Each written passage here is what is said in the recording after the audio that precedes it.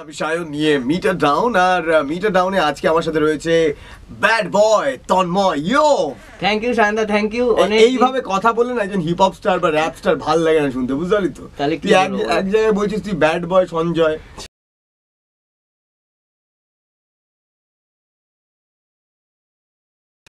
করবি মাদারফাকার দিয়ে এই লেভেলে, বুঝলি? ও motherfucker what's my joint, yeah I fuck you, এইসব দিয়ে শুরু করবি, মিডল ফিঙ্গার দেখাবি, তবে ব্যাড বয় ইমেজটা হবে। ব্যাড বয় ইমেজ, মদের বোতল নিয়ে বসবি এখানে, জয়েন্ট রোল করবে তোর অ্যাসিস্ট্যান্ট এখানে, তাই না? না না, এতটাও এখনো ব্যাড হয়নি। আমি মনে হয় না যে এরকম করলেই ব্যাড হওয়া যায়। তো হ্যাঁ, why bad boy তন্ময়? ব্যাড বয় বলতে দেখো, মানে কেউ আজকের দিনে বলতে চায় না ছেলেরা যেটা মেয়ে পটানোর জন্য হোক, সেটা কিছু একটা হাসিল করার জন্য হোক, কিছু করার জন্য, কারো থেকে কিছু খাবে, তো সবাই হতে চায় গুড, কেউ ব্যাড হতে চায় না। না, বরং মেয়েরা কিন্তু ব্যাড বয়েজদের কিন্তু হ্যাঁ, এই যে ছেলেদের অনেক ভুল, যে মানে ছেলেরা অনেক কষ্ট করে যে মেয়েদের ইমপ্রেস করার জন্য কিছু করে না। খুবই সিম্পল, মেয়েরা এত সুইট হয়, এত সুন্দর হয়, এবং মেয়েদের, আমার মনে হয় মেয়েদেরকে ইমপ্রেস করা is a very easiest thing. কিন্তু ছেলেরা সেই জিনিসটা, সেই রাস্তাতে যেতেই পারে না। ছেলেরা অনেক ঘুরে ফুরে এসে, তো একদম ব্যাড বয় তন্ময় রিলিজ হওয়ার পরে পুরো দেখতেই পাচ্ছ আর কি, ওয়েস্ট বেঙ্গলের সব কলেজের সব, মানে আমাদের ইয়ং জেনারেশনের মেয়েরা এবং অবশ্যই ছেলেরাও পাগল হয়ে যাচ্ছে। না, আমার পেছনে পড়ছে না, মানে প্রচুর, মানে ফেসবুকে দেখতে পাচ্ছি যে অনেকের নেম চেঞ্জ হয়ে যাচ্ছে, ব্যাড বয় রাজ, ব্যাড বয় এই, বুঝতে পারছিস? আবার ব্যাড বয় থেকে আবার ইন্সপায়ার হয়ে অনেকে স্যাড বয় হয়ে গেছে। হ্যাঁ, স্যাড বয় হচ্ছে ব্রেকআপের পর, ম্যাড বয়, স্যাড বয় এইগুলো আছে। ওকে, আজকে মিটার ডাউনে তন্ময় এসেছে। তন্ময়ের ব্যাপারে একটুখানি বলে রাখি, বাংলা হিপ হপ নিয়ে, বাংলা র‍্যাপ নিয়েও কাজ করছে এই মুহূর্তে, যেটা জেনারেলি হয় না, তাই তো? এখন অবধি হয়নি আর কি। কিন্তু বাংলাদেশে হয়েছে, কিন্তু আমার বাংলাদেশের কাজগুলোকে ঠিক, মানে আমার লেভেলের কাজ বলে মনে হয় না। মানে না, তবে লুঙ্গি তুইলা মারে দৌড়, এগুলো আমার মনে হয় না। তাহলে আমি তোকে বলবো, এটা তাহলে তোর খুব মিসকনসেপশন। তুমি কি তৌফিকের কথা বলছো? তৌফিকের কথা বলছি না, আমি বলছি জালালি সেটের কথা। চারজন মিলে র‍্যাপ করে ওরা। হ্যাঁ, তুই ওদের র‍্যাপিংটা দেখিসনি। এন্ড আমার খুব খারাপ লাগে এখানে যে বাংলাদেশে, আমি ইনফ্যাক্ট এটাও দেখেছি যে একটা ডেডিকেটেড রেডিও শো রয়েছে, they promote Bangla hip hop music. Okay, এখানে যেহেতু কোনো হিপ হপ কালচারটাই নেই, তো আমি সেখানে বলছি বাংলাদেশের কিন্তু একটা মানে ভালো তোর মানে কালচার রয়েছে হিপ হপের, এবং তার মধ্যে থেকে যদি আমার প্রিয় তুই যদি বলিস, সেটা হচ্ছে জালালি সেট। তুই আশা করি আমি আজকেই নিশ্চয়ই অবভিয়াস, মানে মাস্ট ওয়াচ। হ্যাঁ, আচ্ছা, তো মানে why have you chosen rap, বা why have you chosen this genre? এই জিনিসটা এখানে ছিল না, এখানে আজ থেকে 15 বছর 20 বছর আগে রক ছিল না, তার আগে পপ ছিল না। তো সবকিছু একটা ট্রেন্ড চেঞ্জ করতে হয়, এবং যে ট্রেন্ড বানায় সে হয়ে যায় ট্রেন্ড সেটার।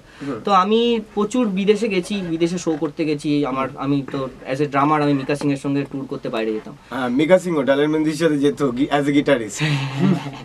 তো এবার সেখানে গিয়ে আমি দেখলাম যে এই এমন একটা মিউজিক, যেটা আমরা বাঙালিরা বা কলকাতায় আমরা এখনো মানে ভাবতেই পারছি না যে এরকম ধরনের সাউন্ড, এরকম ধরনের মিউজিক, বা এরকম ধরনের নতুনত্ব গান, তার মধ্যে এরকম ছন্দের খেলা, র‍্যাপ, এই জিনিসগুলো হবে। তো আমি ভাবলাম যে কেন না, আমি বাংলার ছেলে, আমি বাংলাকে এত ভালোবাসি, তো আমি বাংলায় এই জিনিসটাকে প্রথমবার নিয়ে আসি আর কি। এবং সবাইকে, যারা আমাকে শুনছো, আমার গানকে এত জনপ্রিয় করেছো, তাদের সবাইকে অসংখ্য ধন্যবাদ যে আমার গানগুলোকে এত সাপোর্ট করার জন্য। ওকে, ব্যাড বয় তন্ময়, এই গানটা একটু শুনবো। হ্যাঁ, তাহলে হয়ে যাক প্রথম গান আমাদের। কোথায় বসে লিখেছিস তুই? কথা বলিস গুড বয় তন্ময়, যখন গান করিস ব্যাড বয় তন্ময়। না, অ্যাকচুয়ালি তুমি যেটা বলছো যে র্যাপের মধ্যে অনেক রকম মেসেজ থাকে, যাই থাকুক না কেন, এবার মানে আমি জানি সবই, কিন্তু আমাকে না সবসময় এটাও মাথায় রাখতে হয় যে আমি এমন কিছু করলাম যেটা আমাকে, মানে আমি প্রথমেই রিজেক্টেড হয়ে গেলাম। না, কেন, কে বলে? হ্যাঁ, এরকমই হয় আর কি। মানে এরকম অনেক ধরনের আমাকে দেখেই এরকম অনেক র্যাপার এমন র্যাপ করেছে, মানে ওরা মানে র্যাপের শুরুতেই আর কি, মানে তাদের দোকান বন্ধ হয়ে গেছে আর কি। আমি দোকান খুলতে এসেছি এখানে র্যাপ, তো আমি তার জন্য কি করি, আমি খুব ইউনিক ধরনের গান বানাই, এবং গানের মধ্যে আমি র্যাপ পুট করি, যাতে গান মানুষ শুনে অভ্যস্ত। এখানে মানুষ র‍্যাপ শুনে অভ্যস্ত না। একটা যদি 4 মিনিট আমি যদি বক বক বক বক বক বক করে যাই, এখানে কেউ শুনবে না, যতই আমি খরচা করি আর যাই করি। তো ওই জন্য আমি একটা আগে সুন্দর গান বানাই, মেলোডি বা যাই হোক, তারপর ভিডিও বানাস, তারপর একটা ভিডিও বানাই। না, সব ভিডিও ফেসবুক থেকে পেয়ে যাবে মেয়েগুলো। হ্যাঁ, সবাই ফেসবুক একটা অসাধারণ জিনিস। মানে ফেসবুক, আমার বন্ধু আমাকে প্রশ্ন করছে, আচ্ছা ফেসবুক এত সুন্দর সুন্দর মেয়েগুলো পায় করতে, এই প্রশ্নের কোনো উত্তর আছে তোর কাছে? ফেসবুক মেয়ে পায় না, মেয়েরা ফেসবুককে পায়। ওকে, দেখি কোন মেয়ে ব্যাড বয় তন্ময়কে পেল। না, শুনি, যাই হলো নেক্সট লিঙ্ক। ফিভার 104 FM এ আমি সায়ন নিয়ে meter down check check check. আজকে আমার সাথে ব্যাড বয় তন্ময়, যে বাংলা হিপ হপ এবং বাংলা র্যাপ নিয়ে কাজ করছে। আচ্ছা তন্ময়, এই প্রশ্নটা আমি তোর কাছে করতে চাই, অ্যাজ এ র্যাপার তোর হানি সিংকে তুই কত দিবি 10-এর মধ্যে? আমি as a musician, as a experience wise আমি হানি সিংকে 10-এ 10 দেবো, বাট অ্যাজ এ র্যাপার আমি হানি সিংকে কত দেবো বলতে পারছি না। কারণ একটা মানুষের খাটনির ফল ভগবান একটা টাইমে দেয়, তো সে 15 বছর ধরে অনেক অনেক স্ট্রাগল করেছে, অনেক কষ্ট করেছে, যেটা আমরা সবাই উঠে যাওয়ার পরে দেখি যে সালা হানি সিং হয়ে গেছে, এই হয়ে গেছে। রেপিটেটিভ লাগে না তোর কোনোভাবে? সেই মদ, সেই এক্স্যাক্টলি, মানে সেই ব্রেকআপ, এবার সেই টুনি লাইট না, এবার ব্যাপারটা কি বলতো, একটা পার্টিকুলার জিনিস নিয়ে যখন একটা মানুষ হিট হয়ে যায় না, তখন সে ভাবে যে হ্যাঁ আমার এই হচ্ছে আমার রাস্তা আর কি, আমি যদি এটাই চলতে থাকি তাহলে আমি সেফ জোনে খেলতে পারবো। তো আমার মনে হয় যে মানে সে সেটাই করে আর কি। ওকে, বোহেমিয়াকে কত দিবি 10? বোহেমিয়াকে আমি 10-এ 100 দিতে চাই, কারণ মানে হি ইজ লাইক মানে কো র‍্যাপ গড আর কি। যদি ইন্ডিয়ার মধ্যে কোনো র‍্যাপ গড হয় সেটা নেজি। হ্যাঁ শুনেছি, এবং বোম্বের ছেলে এবং খুবই ভালো করছে। তো না, নেজিকে মার্কস দেওয়ার মতো, নেজি মানে টোটালি এদের প্রত্যেকে, যেমন বাদশার এক ধরনের স্টাইল, বাদশাটা আমার অনেকটা মনে হয় যে হানি সিং এর একটা এক্সটেনশন, বাট বাদশার র‍্যাপ রিহাব গেছে, এই তো দোকান বন্ধ, এই পাড়ায় কেউ মিষ্টি বিক্রি করছে না, ভাই দোকান খুলে দেয়, ওর মতনই মিষ্টি বানাবো। আমি ইনফ্যাক্ট না, আমি দেখেছি র্যাপের অনেকগুলো তো স্ক্যানিং হয়, ধর একটা তুই করি চিকি চিকি পাপি তা তা একটা এরকম, আর তারপরে আমি পারি না র্যাপ, আমি দেখি র্যাপের অনেকগুলো স্ক্যানিং হয়। কিন্তু তোর মনে হয় না যে বলিউডে র্যাপের এক ধরনের স্ক্যানিং নিয়ে কাজ হচ্ছে? না, যদি আমরা রাফতারের র‍্যাপ শুনি তাহলে আমার মানে অবভিয়াসলি সেটা অন্য রকমের, যেটা তুমি মানে যেটা খুব ফাস্ট হচ্ছিল আর কি, তো সেটা হচ্ছে। আচ্ছা, র‍্যাপের এই স্ক্যানিং গুলোর নাম কিছু জানিস? না, এরকম কোনো নাম বলতে হয় না, মানে এগুলো হচ্ছে যে আমি ড্রামার ছিলাম না, তো ওইজন্য আমার এগুলো বুঝতে সুবিধা হয়, কারণ আমি ড্রামসের বিটের সাথে র‍্যাপ মানে এই ছন্দগুলো একদম মানে খাপে খাপ করতে হয়। এবার সেই ছন্দটাকে আমি 4/4 বিটে কি করে 6/8 র‍্যাপ করব, বা 4/4 আমি সেটাকে, মানে এগুলো হচ্ছে ভাঙা গড়ার খেলা আর কি, সেটাকে আমি কি করে এক্সপ্রেস করব বা সাধারণ মানুষকে কি করে বলে বোঝাবো আমি বুঝতে পারবো, তার জন্য মিউজিক শিখতে হবে। এক্স্যাক্টলি, রাফতারের এন্ড ব্লেজ কি কেমন লাগে? ব্লেজ আমি শুনিনি। শুনিসনি? ব্লেজ এন্ড কাশিফের ব্লেজ, হ্যাঁ ব্লেজ, ওই যে ये दिल्ली है मेरे यार, ওখানে যে র‍্যাপটা রয়েছে কোনটা বলো তো? তো তারপর রহমানের সাথে অনেক কাজ করেছে তোর, মেইনলি আমি রহমানের মিউজিকের মাধ্যমে তার সাথে আমার আলাপ হয়। আচ্ছা, ওকে, যাই হোক, তো আমি তো সেইখানে বলছি, তো লিরিক্যালি তুই কি স্টেটমেন্ট রাখিস? লিরিক্যালি আমিও চেষ্টা করি যে মানে সবাই যেন একবার শুনে একটা জিনিস বুঝতে পারে আর কি, এটা আমার পুরো বুঝতে পারে। কিন্তু কি বোঝাতে চাইছিস সেটা তো গানের থিমের উপর নির্ভর করবে, যে আমি কেমন ধরনের কি মেসেজ দিতে চাইছি আমি গানের মধ্যে দিয়ে। আপাতত কোনো তুই কোনো একটা দিক নিয়ে এক্সপ্লোর করবি? না, পার্টিকুলার একটা দিক নিয়ে বলতে যে পলিটিক্যাল, বা ধর হতে পারে প্রেম, হতে পারে পার্টি, বা তোর বিভিন্ন সাবজেক্ট। আমি না, প্রিয় সাবজেক্ট কি র‍্যাপ লেখার ক্ষেত্রে? দেখো, র‍্যাপ লেখার ক্ষেত্রে আমি আগে না র‍্যাপ আগে লিখি না, আমি আগে গানটা বানাই আর কি, একটা থিম ভেবে সের উপর গানটা বানিয়ে তারপরে ওর মধ্যে কিরকম র‍্যাপ হলে ফিট হবে জিনিসটা, সেটা আমি করি আর কি, বুঝতে পারছি? আমি প্রথমেই আগে একটা র‍্যাপ লিখে ফেললাম, সেটা আমি করি না। আমি দেখেছিলাম এমিনেমের একটা গল্প শুনেছিলাম, যেখানে এমিনেম যখন বাসে ট্রাভেল করতো, তখন বাসের টিকিটের মধ্যে যখনই মাথায় কোনো ভালো ছন্দ আসতো, র‍্যাপ আসতো, বাসের টিকিটে র‍্যাপ লিখতেন। আচ্ছা, তো আমি সেরকম তোর হয় না? না, আমি সবসময় টিউন ভাবতে থাকি। মানে আমার কখনো সিঙ্গার বা র‍্যাপার হওয়ার ইচ্ছা ছিল না, আমি সবসময় ছোট থেকেই ভাবতাম যে আমি মিউজিক ডাইরেক্টর হতে চাই আর কি, হতে চাইতাম। তো তখন আমি ভাবলাম যে মিউজিক ডাইরেক্টর হতে গেলে, যখন আমরা ছোট ছিলাম মানে 8-9 2003-4-5 এই সময়, মিউজিক ডাইরেক্টর হতে গেলে তাকে ইনস্ট্রুমেন্টের নলেজ থাকতে হতো, তাকে সমস্ত ইনস্ট্রুমেন্ট জানতে হতো, কি করে রেকর্ডিং করতে জানতে হতো। আজকের ডেটে আজকের ট্রেন্ড চেঞ্জ হয়ে গেছে, আজকে তুমি দুটো সুর বানাও, তুমিও মিউজিক ডাইরেক্টর হয়ে যাবে। না, তার থেকে বড় কথা, এখন সবাই গান গাইতে পারে। হ্যাঁ, তো আমি আমাকে দিয়েও গান গাইতে পারি, তো এক্স্যাক্টলি নিজেকে মনে করি না। কিন্তু এবার টেকনোলজি, আজকে তুমি স্মার্টফোন কেন ইউজ করছো? যেরকম তো সালমান খান গান গাইছে, হ্যাঁ এক দেখেছি যে সেই সময় কানন দেবী দেবী গান গাইতে নায়িকারা, আর এখনো দেখি নায়িকারা গান গাইছে, সোনাক্ষী সিনহা গান গাইছে, অনেক মানে হিউজ ডিফারেন্স আর কি। তো আমি ভেবেছিলাম মিউজিক ডাইরেক্টর হতে গেলে এত কিছু শিখতে হবে, অনেক কিছু। তো আমি ড্রাম শিখলাম, আমি গিটার বাজাতে পারি, মোটামুটি সব ইনস্ট্রুমেন্ট আমি বাজাতে পারি, এখন হারমোনিয়াম বাজিয়ে সকালবেলা গান প্র্যাকটিস করি। বগল পারিস? তো মানে ইনস্ট্রুমেন্টস এর কথা বলছি, ওটা বাজাতে পারলে ইনস্ট্রুমেন্ট হয়, যারা সিঙ্গার তাদের গলাটা একটা ইনস্ট্রুমেন্ট। তো এবারে আমি তারপরে যখন ট্রেনটা না ফটাৎ করে চেঞ্জ হয়ে গেল, তারপর দেখলাম কি এ বাবা 2-3খানা গানের সুর দিচ্ছে, ব্যাস মিউজিক ডাইরেক্টর হয়ে যাচ্ছে, লিরিক একজন লিখছে, মিউজিক অ্যারেঞ্জ একজন করছে, তো এখন সবকিছু মানে ব্যাপারটা চেঞ্জ হয়ে গেল আর কি সবকিছু। তো ঠিক আছে, মানে শিক্ষা কখনো অন্য কারোর হতে পারে না, যেটা আমি শিখেছি সেটা আমার মধ্যেই থাকবে। তো এবার মিউজিক ডাইরেক্টর হয়ে তারপরে যখন দেখলাম যে বাংলায় আমি এরকম ধরনের কিছু কাজ করব, তো আমি এরকম কোনো সিঙ্গার বা এরকম একটা কাউকে পাচ্ছিলাম না যাকে দিয়ে আমি আমার মানে মিউজিক ডাইরেকশনটাকে সাকসেসফুল করবো আর কি। তো ইন্ডিপেন্ডেন্ট প্রজেক্ট শুরু করলি। হ্যাঁ, তো ওই জন্য আমি ভাবলাম যে আমি শিখতে আরম্ভ করলাম, গানটা আমি শিখলাম, এখনও শিখছি। তারপরে নিজে নিজে চেষ্টা করলাম বিভিন্ন জায়গায় দেখে সব কিছু শিখে দেখে টেকে যে র্যাপ কী করে করতে হয়, কীভাবে হয়। তো যত দিন যাচ্ছে আমি প্রত্যেক দিন ইমপ্রুভ হচ্ছি, ভালোই লাগছে। ওকে, তাহলে তোর আরেকটা গান শুনবো যেটা একটুখানি বোধহয় প্রেম। এটা একদম প্রেম গান, মাঝখানে র্যাপ। কিন্তু এখন প্রেম কি হয়, তুমি যদি কোনো মেয়েকে ভালোবাসো সে তোমাকে পাত্তা দেবে না, তুমি যাকে পাত্তা দেবে না সেই মেয়ে তোমার পিছনে তো তোমাকে পাগল করে দেবে। হ্যাঁ, তো এই সিচুয়েশনের উপরেই ছেলেটা বলছে যে ভালোবাসি তোমাকে, তুমি কেন বোঝোনি।